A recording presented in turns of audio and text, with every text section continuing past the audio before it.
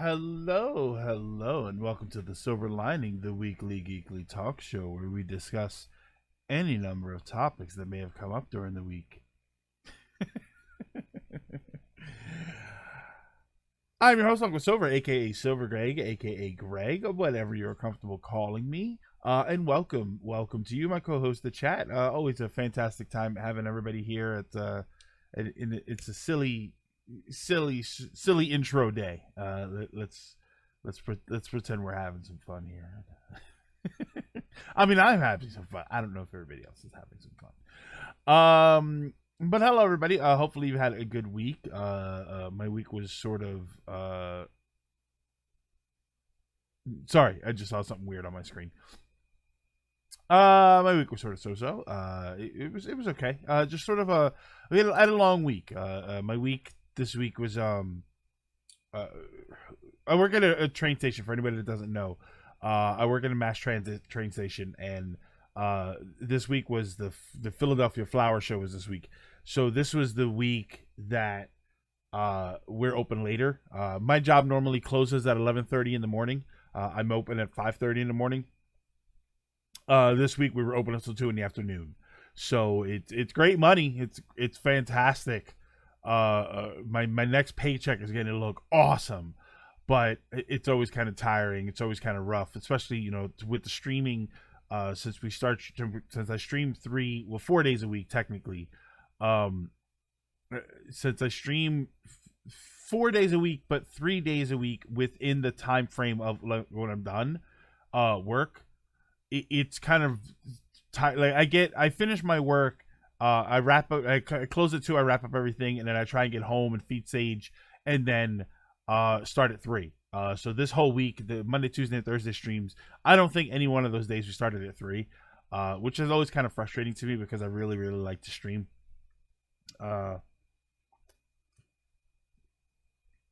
Excuse me. Tiger does vidya. What's going on? I must have retired. Yeah, it's luckily my job isn't very strenuous. I sit down most of the day. I talk to customers. I help them, figure out where they need to go. Which, because this week everybody's going to the flower show. It's not really it's a lot of the same thing. Where do I get off? Where do I get off?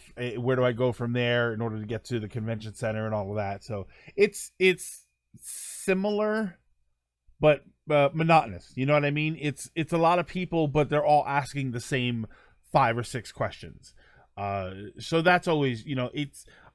I always say that part of it is just the mental strain of being at work, whether you have a strenuous job or not. Just the fact that you are doing something that you have to do, that's always sort of a mental strain. I apologize. I keep looking over. I'm looking at my screen. I got a new camera mount. I got the Elgato multi-mount, which is my camera before was mounted. It was very jerry rigged with like a weird mount and a bunch of zip ties, and it would move if I moved a certain way. So I keep looking at my camera hoping that it's set up properly, and I feel like it's not. I feel like okay, I'm gonna need to actually loosen it up. And so I keep looking at it, like trying to make sure that it's set up properly, and I'm not. If I sit too far, it looks like this. And that's not great. They get repetitive. It does, Tiger. But you know what, Tiger? It's once a year, and I get, like I said, it's an extra 2.5 hours of pay per day, so it's not bad. Hey guys, what's the topic? We just started, so we're just. I started 15 minutes late. I was watching an episode of Castlevania, and I kind of dozed off a little bit. Not because the show is boring, just because I'm tired. So I sort of jarred myself awake, realized what time it was, and said, oh, I should probably get ready to go stream. But hello, Tiger, Rocky Bear, Mendez, Bobo, Sean, what's going on? I recently started playing Final Fantasy 5 and 6 through the Anthology Collection on PS1. Uh, any tips or tricks for either game you can give me? Yes. My tip for Final Fantasy VI is don't play it through the Anthology because that's a bad version of the game. 5 is fine. Keep playing 5 and that should be fine. I would say to focus on 5. Don't play 6 on the Anthology. Emulate 6. Use the SNES Classic if you have it. Find some other way to play it. Because that's not a great version of 6. If you can tolerate it, that's fine. I could not. I did not like that version of 6. And I love 6. At least you can buy all the cool new releases without worrying. Tiger... Yeah, I can't even do that. It's only one extra week. It's only 1 week of extra pay. I need to watch the new season. I also need to watch it. I never watched Altered Carbon. That looks interesting, but I never watched it. Is there more... for anybody that's seen the show Love, Sex, and Robots on Netflix, is there more of that? Is there a new season of that? Because that was a fantastic show, and I would like to, if there is a new season, I would like to watch that. I saw something talking about one of the episodes of it, and it just seemed weird that it had been out for a while, and only now am I seeing people talk about it. So I was wondering if there was something new to that show. That's a great anthology show, by the way. Get some sleep. So who here has played the demo of Final Fantasy VII? Demo's amazing. We're gonna talk about that. Unqualified Gamer, my day's going okay so far. It's Friday. I finished my extra long work week, so I get to sit here and relax and hang out with everybody. And then after this, I'm gonna watch more Castlevania. So we're doing all right. I would have liked to have watched all of Castlevania so that we could talk about that today, but then at the same time, I know that a lot of people probably haven't watched it yet, so I don't want to get into a topic that is very spoilery so soon after the show released. Yeah, Love, Death, and Robots was good. It's pretty good besides BS. Rush Hour Rain Traffic. The show was really unique. I liked it a lot. I think 95% of New Jersey drivers have brain. Yeah, Jersey is interesting depending on where you go as far as driving is concerned. I feel like a lot of people that drive in New Jersey, the parts that I've been to anyway, have very large roads, and it at the same time that there's a lot of traffic, it does feel kind of relaxed. When you drive in the city or something, it's very tight and compact, and it feels claustrophobic. When you drive in Jersey, all of the roads that I'm familiar with are very wide roads. So it breeds a very relaxed, sort of maybe a little too careless driving habits. And then anybody who lives in New York, I imagine they hate going through New Jersey. Philadelphia, if you go from Center City, Philadelphia, right into Jersey, if people can't stand it. Check out Beastar. I just saw something about that. Is that an anime? I just saw that name the other day. Is that one of those? Is that one of those animangos that you weebaloos like to watch? Have you played the Final Fantasy VII demo? As a non-Final Fantasy fan, it convinced me to give the series a shot. Well, that's going to be our topic. Our main topic today is the demo itself and just what everybody thought of it. Truth be told, I didn't really have a topic lined up. I swear I talk about this every other episode, but it's always kind of frustrating because either nothing happens that's interesting, or stuff happens and I just don't feel like it's worth doing a full-blown discussion about, so it's real weird.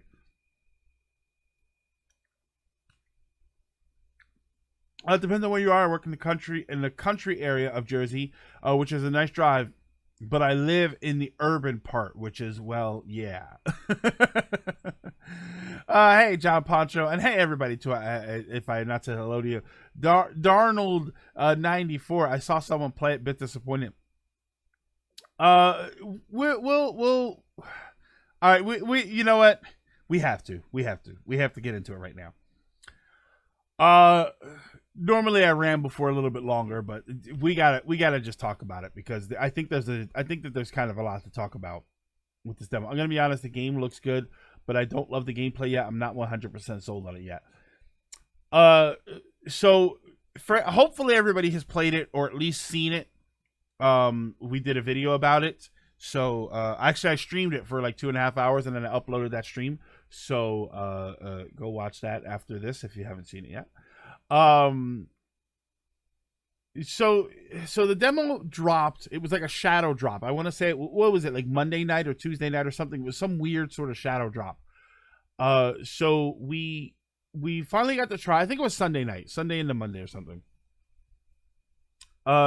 We knew that it was coming. Apparently it was on hardware for a while and it just was not unlocked. Don't got PS4, but don't mind spoilers. Well, there's not a lot of spoilers. It's not a storyline heavy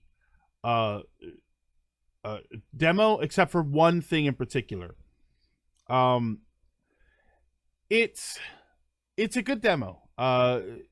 For anybody that doesn't know, if you've never played the original demo from the original Final Fantasy VII, this is effectively the same demo. It's the beginning of the game. It's going to be the first mission of the game, and you go through the factory, and the plan is that you are a mercenary along with Barrett and a few other people, and you're going to set up a bomb in a Mako reactor. Mako or Mako reactor. I don't care how it's pronounced.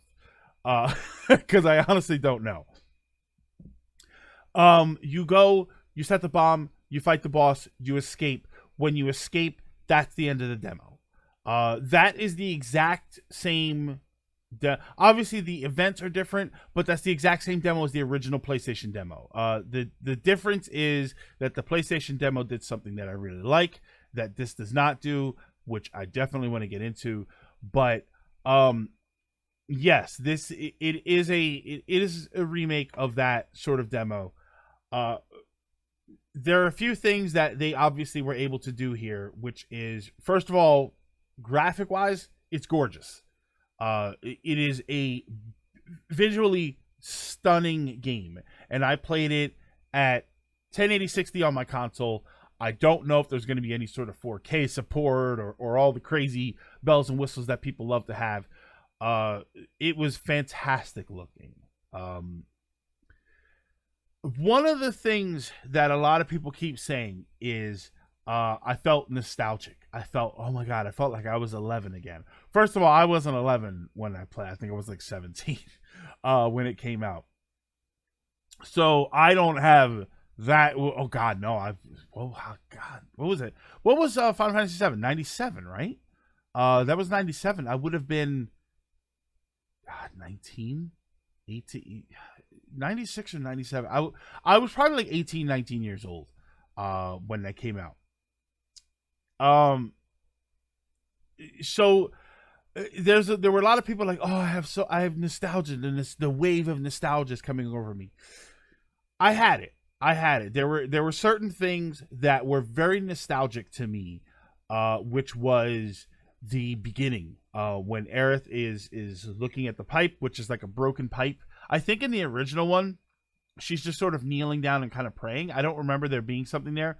In this one, it's like a broken pipe full of Mako energy that's sort of like spilling out a little bit. So that's sort of what she's like praying to and investigating. And then she gets up and she walks away, and then everything pans out. It's okay, Darnold. Everything pans out, and then you get the title screen.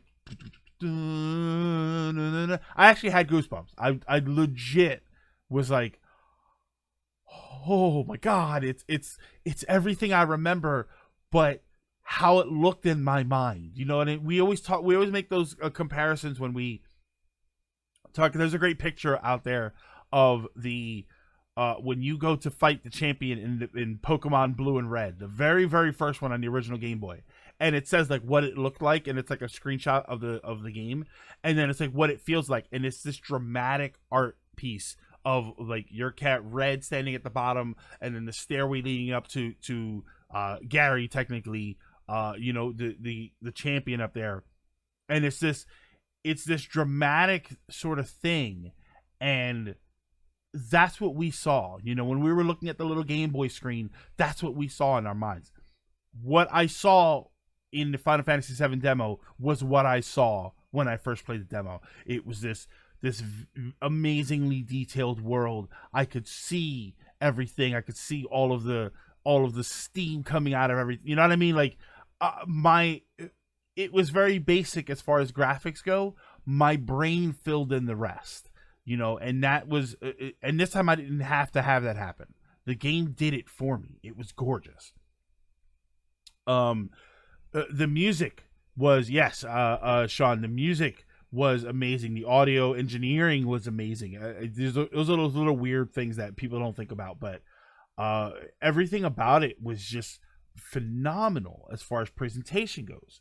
And that alone was enough to get a lot of people pumped up about what they were seeing. People who might have been on the fence and said, "Oh, I might give it a try," and then they see it and they're like, "Oh my god!" Then I played it, and I hate this. I hate the transition that way because it sounds negative. I liked it.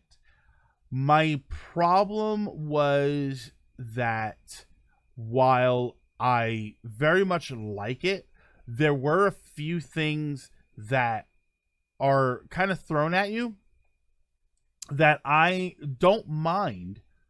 They did a good job explaining everything. AKA, heads up, guy at Kotaku. They did a good job explaining everything. My problem was I have a problem executing all of it.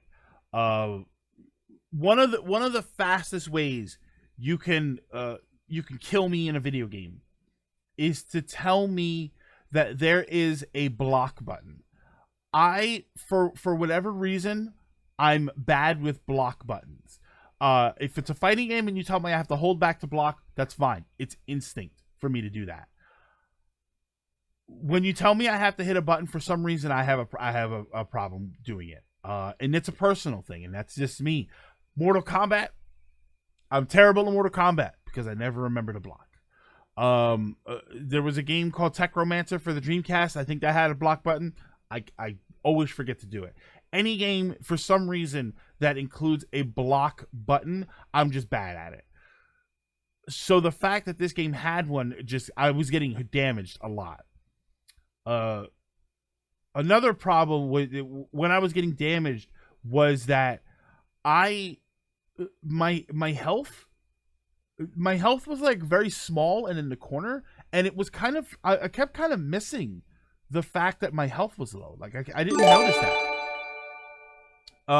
It's probably just the demo being harder than it. No. And that's the thing. And Mendez, and that's why I want to say all of this.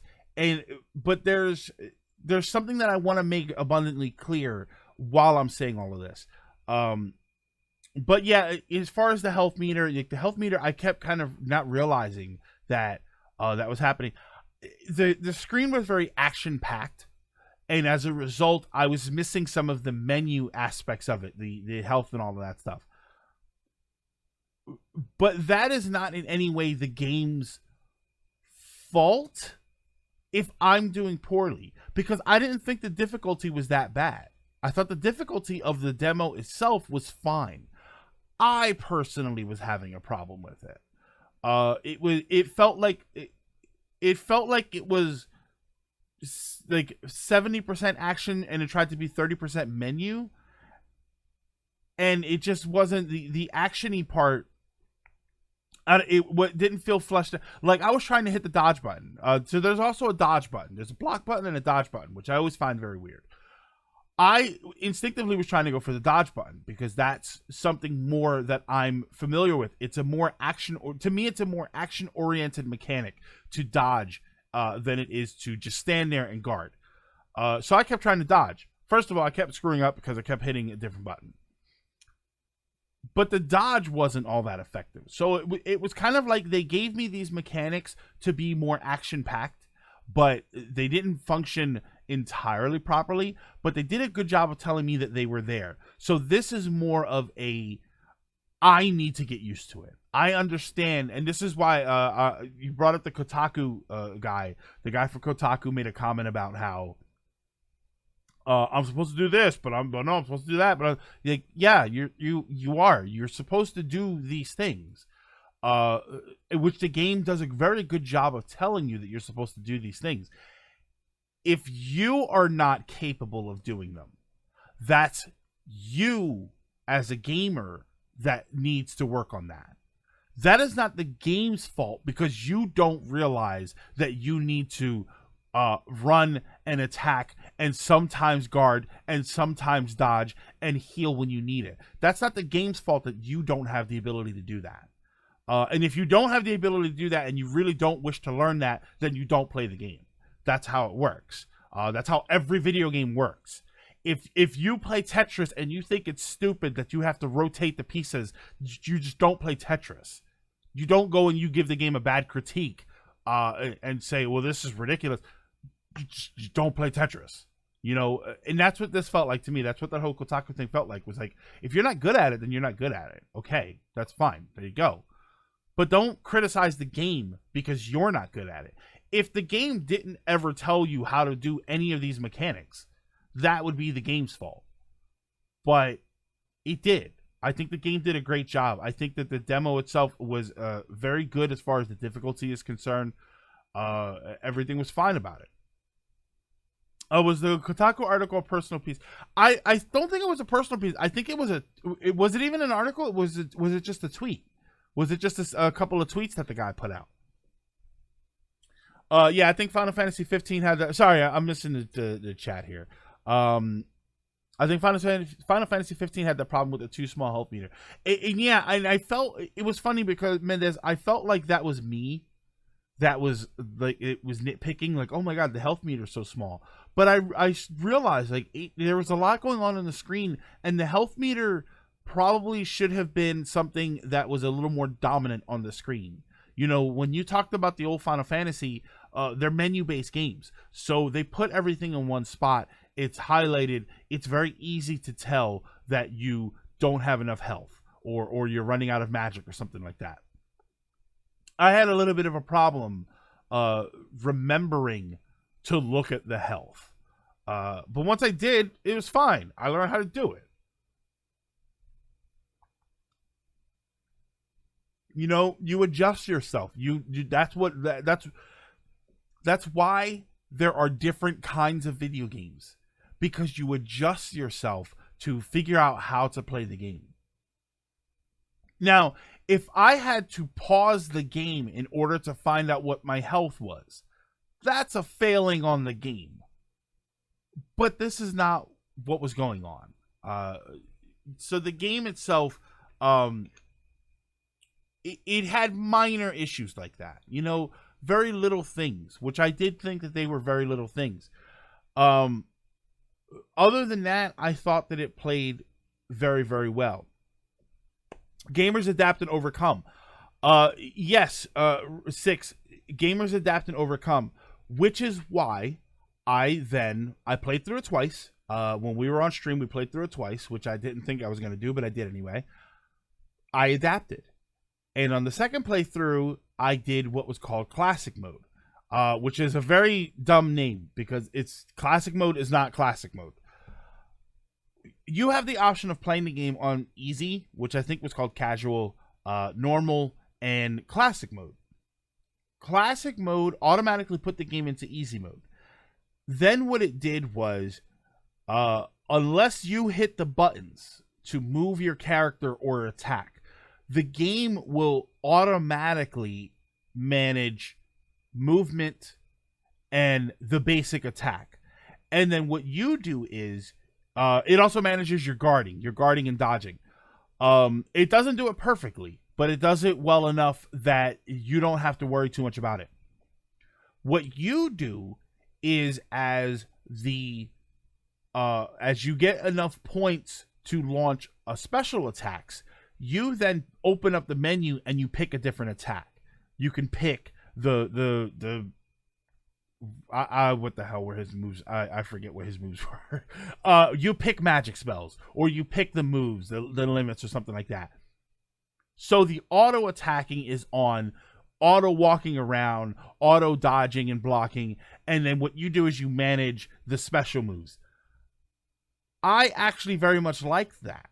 I thought my biggest problem with that was that it puts the game in easy mode, and I didn't want it to put the game in easy mode. I wanted the difficulty of the game to be normal. I just wanted the game to handle the more braver and focus thrust. And then Barrett had I kept calling it Big Shot, but I don't think it was actually Big Shot. Some call me Johnny. Never heard of him. I think some people often forget that some games have a learning curve. Even with some of their favorite games, there's a point where you have to learn. Yeah, you have to learn the game's controls. Once you get used to those controls and they feel like second nature, it's possible to forget how much you struggled in the beginning. My example of that Neon Mole is always Final Fantasy Tactics. Final Fantasy Tactics, I had a hard time getting around some of the nuance of the controls to the point where I didn't like the game at first. And then when I finally got past that and I sat down and I really learned how to play the game, it is my favorite game of all time today. So yes, there has to be a point in the beginning where even if a game feels like it should be familiar, even if we're sitting down playing Final Fantasy VII and we've played Final Fantasy VII 1,000 times, you have to sit down and realize that this is not the same game. It's going to have different mechanics. It's going to look strange. It's going to feel strange. When you sit down and you learn it, then you can decide whether or not you like the game itself. And that was very much with this. Having done that, I very much like it, but I will very much say that my biggest concern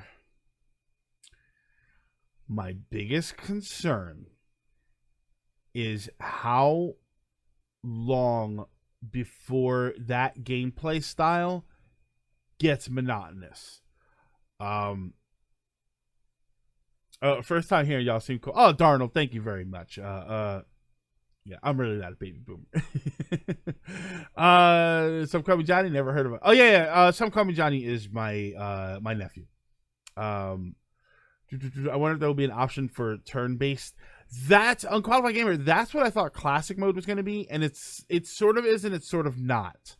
It was closer to it, but it's not. Super Metro for me. Oh god, Tactics is hard at first. Yeah, Tactics I sat down with a bunch of people and showed them how to play it. I think there were like 4 people at my job that came through when I used to work there, that I had to sit down and tell them, okay, this is how you play Tactics. And when they learned it, they thought it was great. The original Final Fantasy VII was like that for me. It took me a while, the first 20 hours, for the gameplay really clicked with me. Now it's one of my favorite games ever. Does it? Yeah, Greg. Does it have a ability acquisition system?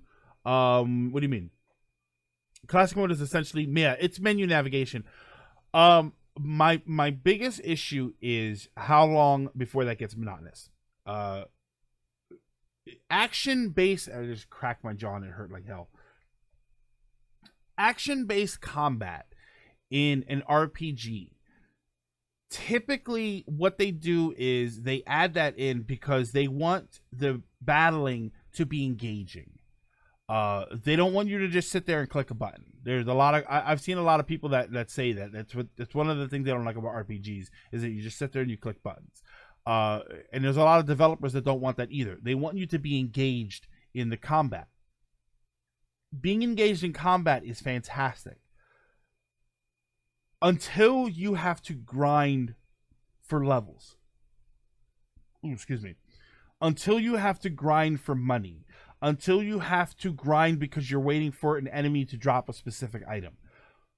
When that scenario pops up, action-based combat is frustrating because it's tiring. Physically and mentally tiring. You want to get into the fight and you want to finish the fight. You want to get through it because you want to get to the boss. You want to get through the dungeon and get to the boss. Isn't all gaming just sitting and pressing buttons? At its most basic, Latimer, yes. But if you talk about Final Fantasy. Let's stay on topic here. Let's stick with Final Fantasy. Let's say you're grinding enemies for levels because you need more experience. You need to be a higher level. You're trying to beat a boss. You need to get a higher level. Or the enemies drop a specific item, but it's random, so you need to keep doing that stuff. That's the sort of stuff that happens in RPGs. There's a difference between getting into a battle and an engaging fight where you need to plan your strategies, you need to monitor your health, you need to make sure that all of your items are situated, you need to figure out which attacks you're going to do. And getting into a fight and saying, okay, fight, hit fight, like select fight. I don't need, I'm strong enough, I don't need to do spells. Fight. It sounds monotonous, but sometimes that's what grinding is in an RPG. Everybody, one of the RPGs that is the most notorious for grinding is Dragon Quest 1 specifically. Imagine grinding experience in Dragon Quest 1 and every fight was a test of all of your senses. It isn't all existing, just using 5 senses. Imagine if every single fight, imagine if you get into a fight with a red slime right outside of the first town, and every single time you do that, you need to be very considerate of what you're doing. You can't just hit fight. Doesn't work. Slime's too strong. You gotta watch your health. You gotta watch your magic. You gotta figure out which spell you gotta use. You gotta put him to sleep first, and then hope the sleep lasts, and then you gotta use this item, and then watch out, he might heal. Like, it's very involved. And it draws you into the fight. It's very engaging. But you don't want to do that all the time. Sometimes you need to get through the dungeon because the boss is there. And every fight on the way up to the boss is a waste of resources and time, really. So you don't want every fight to be like that. So there is a concern for me that it's going to get to a point where it's a little tedious. What helps is the classic mode with the auto fighting.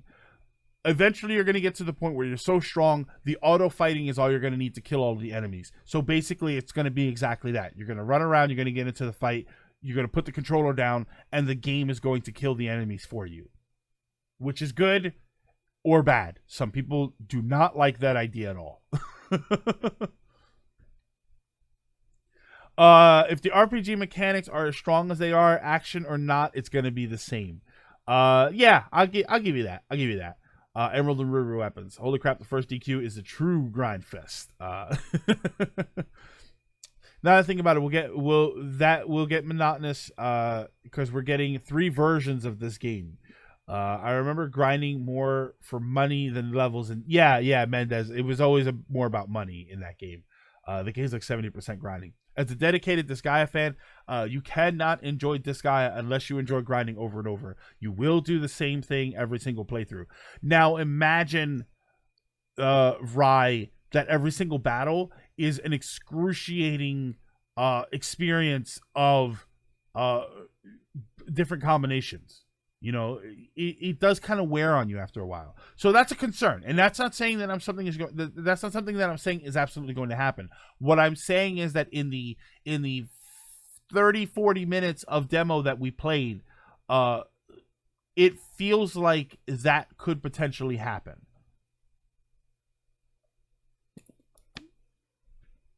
This probably would be impossible, but would be cool to bring the old outdated Final Fantasy 7, 8. Darno, that's what I thought classic mode was going to be. Originally, when they said that there was going to be a classic mode, I thought that that's what it was going to be. And then when they explained it a little bit more, I realized, okay, so no, it's just going to automate a certain aspect of the fight, and then you're still going to have to manage other things, which is fine. I enjoyed that. I very much enjoyed that. My biggest issue, of course, is that it made the game easy mode. It literally says if you use classic mode, it will put the game into difficulty mode, which into an easy difficulty, which I'm hoping is just because of the demo. I don't want RPGs with great battle themes being grind fests. Yeah, and that's if it's got a good battle theme, I don't mind it. Persona 5's battle theme kind of pissed me off because it's a great song, but the battles are over so fast it never gets to the good part. For this guy, you're meant to break the game. Which I need to. I think I need to finally go back and do Disgaea 1 again and then go through that series because that's a great series. Yeah, that was as close as I could get to a serious complaint and a serious concern. It was different enough that past the beginning, I did not feel the wave of nostalgia though. That was one thing that I wanted. I wasn't really sure about. You know, all the people were saying, "Oh my God, I was 11 again." I wasn't. I didn't get that wave of nostalgia, and it's just because the game was so different, which is not a bad thing. It just is. It simply is. Yeah, I also wasn't feeling the nostalgia. It was different enough. Now, like I said, when the title screen happened and they used similar music from the beginning of the original game, yeah, I felt the wave of nostalgia. Once the gameplay started, it was so vastly different from what I remember. The voice acting obviously was very good, and that was very different from the original game. Even when I turned off the voices and started making my own voices, how do you even grind in Persona 5? You can't go back to part dungeons and you're strong. Well, just Jerf, not even grinding, just all the fighting. There was for what little I played of Persona, I liked the fighting. It was interesting. It's just the song is like I never get to see it coming. Sometimes I kill the enemies before it even happens.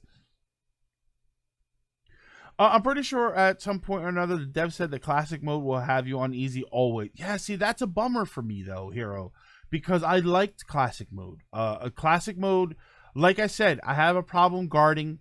In the basic attacking felt kind of monotonous, and that was another thing. One button is not a combo system. One button is not an effective combo system for an action game. So it is mindlessly hitting the button repeatedly.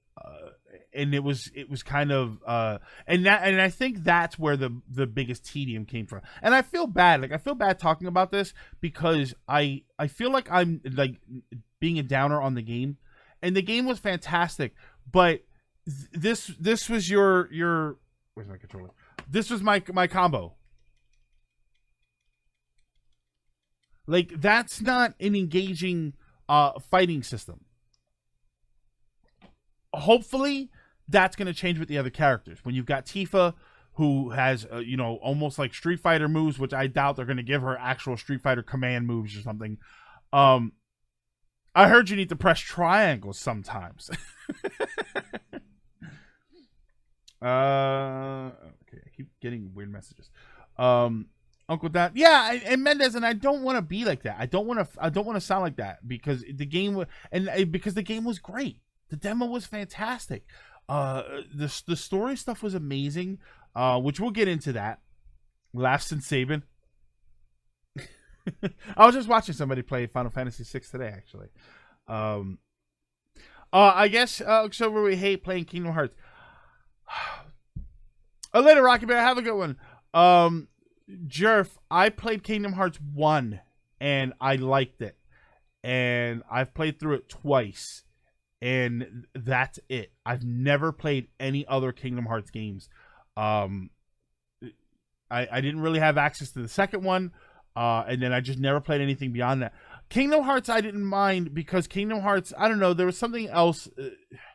Because Kingdom Hearts is actually a good comparison to this game because it was one or two attack buttons and then you pick spells.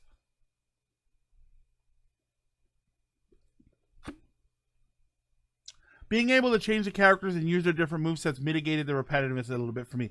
Yeah, Tiger, that's sort of what I'm counting on. I'm counting on the fact that when it comes down to the full game, I'm going to have multiple characters that will have different play styles, except for halfway through when I'm going to lose one. I tried Kingdom Hearts 1 and put it down. Kingdom Hearts I liked.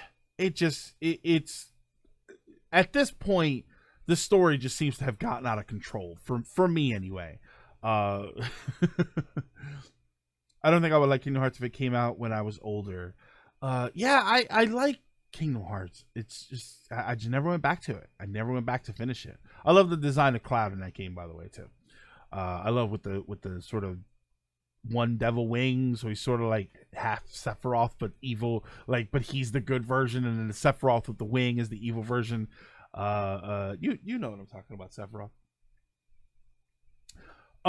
Yeah, so the demo was fantastic.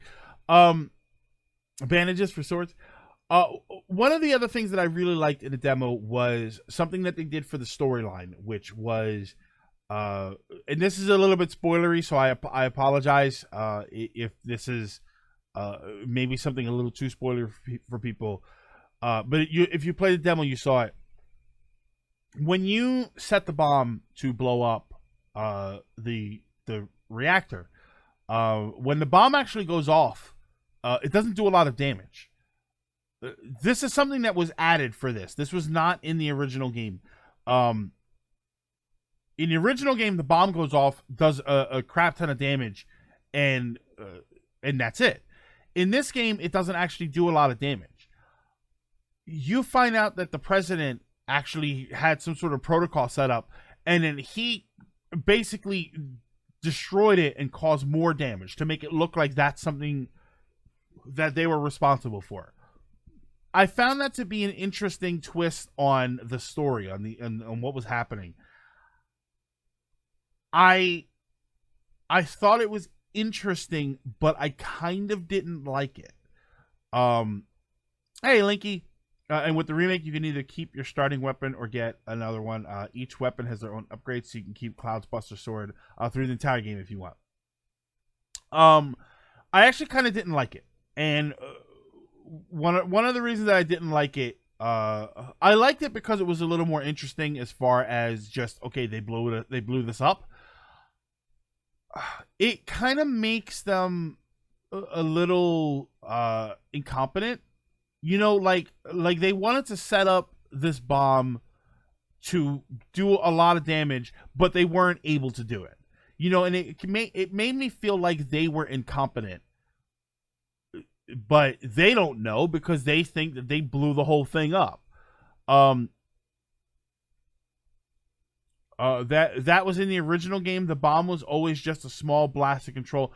Okay, so Hawk, that's what I thought at first. But then I think Bullet actually tells them, get ready for, get some rest because the next bomb is going to be even bigger. He says that in the first game. Not during the demo. He says it after. So I don't think so. I think that the bomb that went off was meant to do as much damage as it did. And he actually says, we're going to make the next one even bigger. Bullet. I always call him Bullet.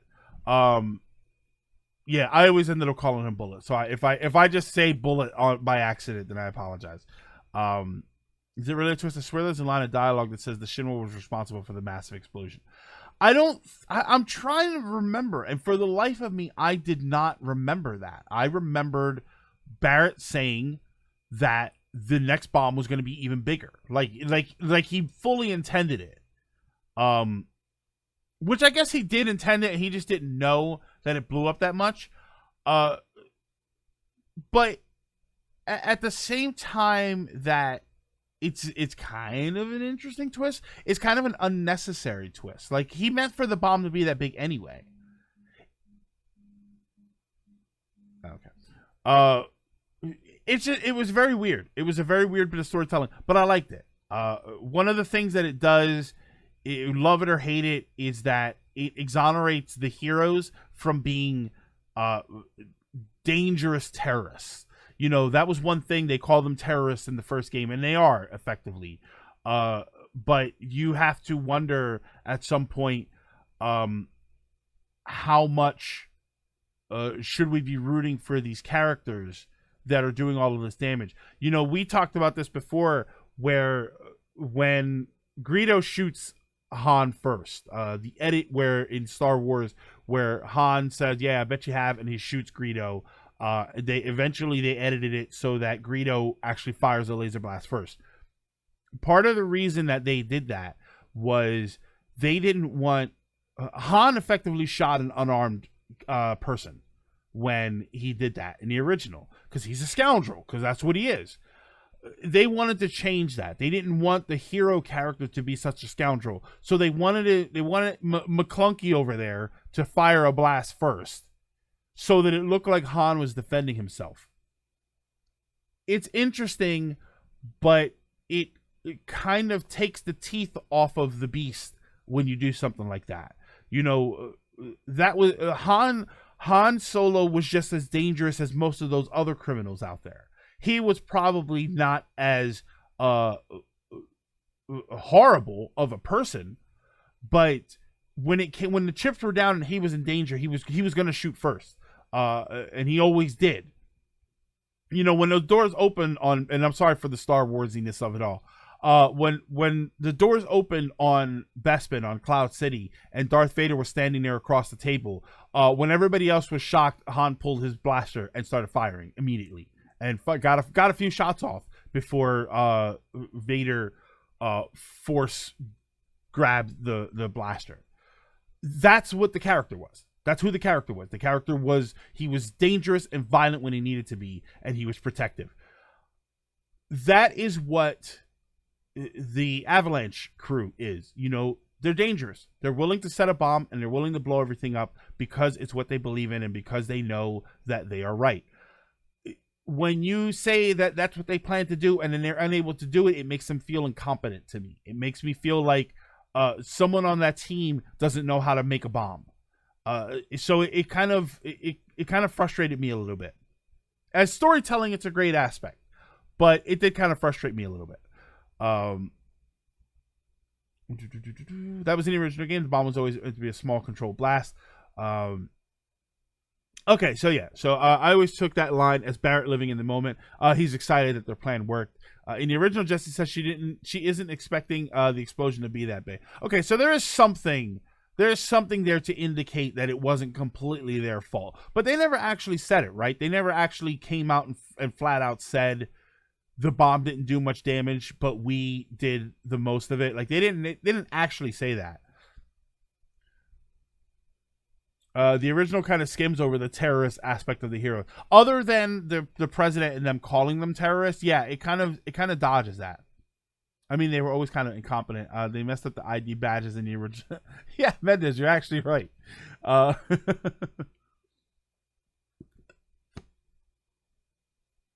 The problem that springs up is all of their angst and woes over it becomes meaningless later.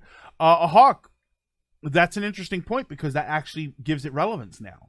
Because now you could say that they start to question what, because they made the three characters. It was 3 extra characters. They gave them a lot more personality this time.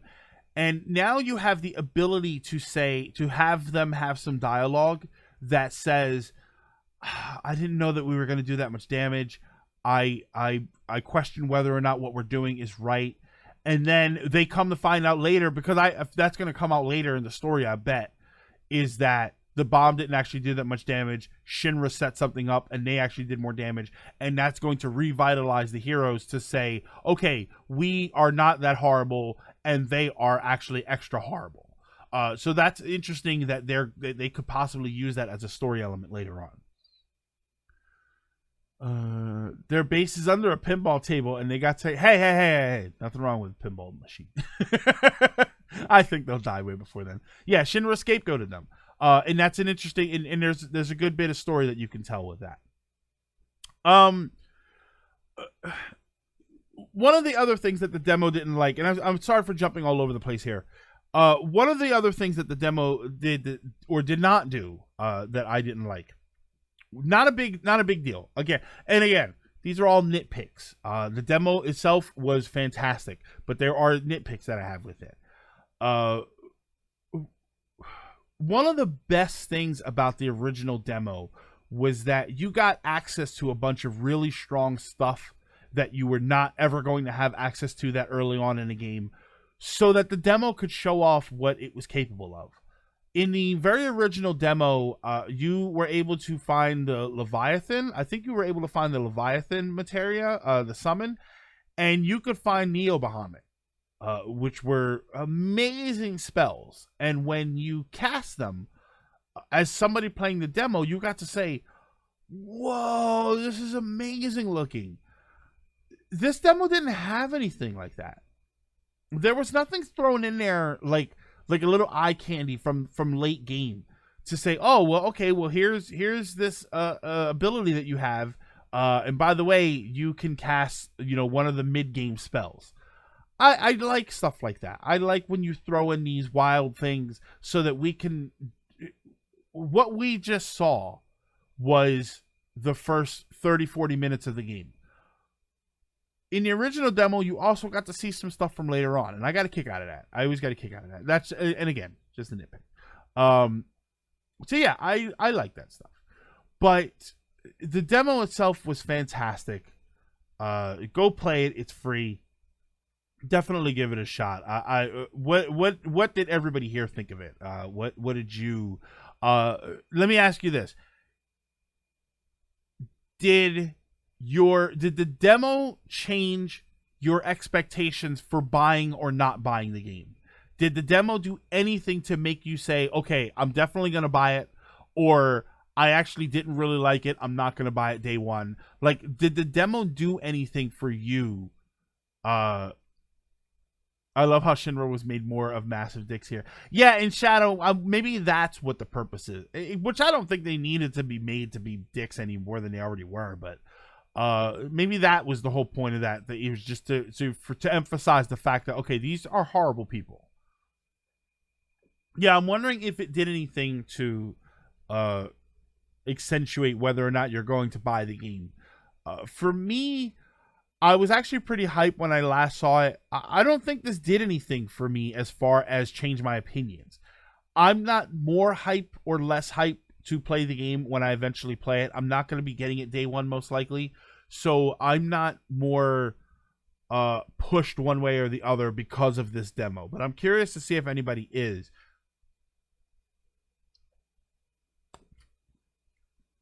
I didn't like Final Fantasy VII's story, so this remake isn't going to do much for me. It went from sure I'll buy it eventually to it's my Animal Crossing companion game. Well, a little bit of a delay there. I'm expecting the game to be more linear than I thought, which is kind of another concern of mine, Bobo. Designed more like an Uncharted game. I don't know if it's going to be that loose. But I am worried. I am worried a bit about railroading people into specific areas. Final Fantasy VII Remake Episode 0 Crisis Core. The demo made me want to hold off on buying day one. Me personally, I was expecting more options from classic mode. Since I felt like I wasn't really doing anything when I was playing the demo, I don't think I'm going to fully enjoy it. Interesting.